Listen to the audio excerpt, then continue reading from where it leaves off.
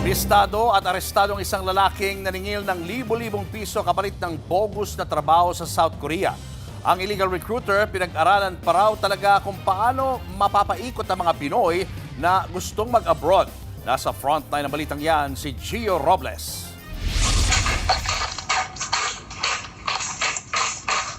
Nang makuha ng target ang marked money, sinalakay ng mga operatiba ng NBI Human Trafficking Division ang klinik na ito sa Malate, Maynila. Dito nakipagkita ang suspect sa biktima na pinangakuan ng trabaho sa South Korea. Walang kamalay-malay ang illegal recruiter na nakabantay na pala ang mga operatiba. Inaarasok ko namin sa lang paglabas ng batas. Sige po. 804 Buka muna.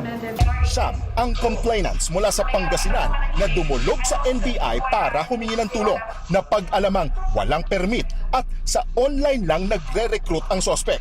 Mula 60,000 hanggang 150,000 pesos ang hinihingi ng suspect sa bawat biktima para sa processing umano ng kanilang mga papeles, visa at medical. So ang ginagamit ng mga ito para manloko, itong ating seasonal workers program with South Korea.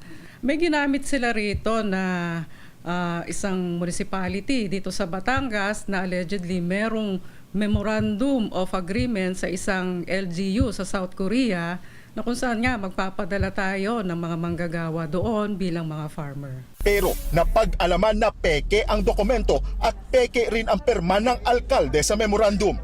Hindi na pinangalanan ng NBI ang nasabing LGU sa Batangas habang nagpapatuloy ang investigasyon. Ayon sa NBI, labis ang panlulumo ng mga biktima na karamihan ay inutang pa ang perang ibinayad sa illegal recruiter. Umaabot sa 90,000 pesos ang pangakong sahod buwan-buwan ng suspect sa mga biktima na makakapagtrabaho sa South Korea. Alam naman po natin na itong mga recruiter na ito ay train ho na manghikayat. Pinag-aralan na nila kung paano nila makukumbinse ang ating mga kababayan na maniwala doon sa mga pangako nila. So kung matagal na pong pinakandak niya itong panluloko, sanay na po yan kung paano nila paiikutin itong mga kababayan natin.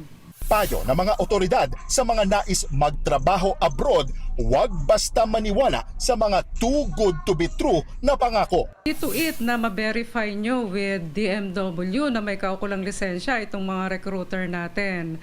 At pag wala po itong sa listahan ng DMW doon sa mga lisensyadong recruiter, ay wag na po tayong magtuloy sa ating pag-a-apply para hindi naman pumasayang yung perang pinaghirapan natin. Nasa kustodiya na ng NBI ang illegal recruiter habang dalawa pa niyang kasabwat ang patuloy na hinahanap. Nahaharap ang suspect sa large-scale illegal recruitment at estafa. Nagbabalita mula sa frontline. Gio Robles, News 5. Mga kapatid, Julius Babaw po. Para sa komprehensibo at makabuluhang balitaan at talakayan, mag-follow at mag-subscribe na sa social media pages ng News 5.